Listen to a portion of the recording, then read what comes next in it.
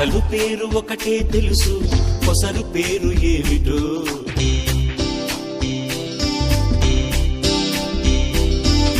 లేని ఛాయ ఒకటే తెలుసు, ఉన్న చోటు ఏమిటో.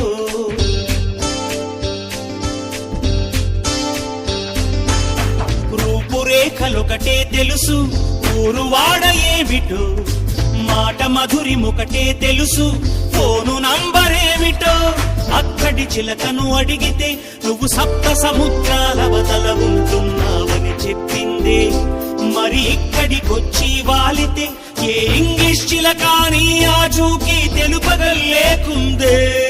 ఎవరిని అడగాలి, ఎలా నేను చేరాలి?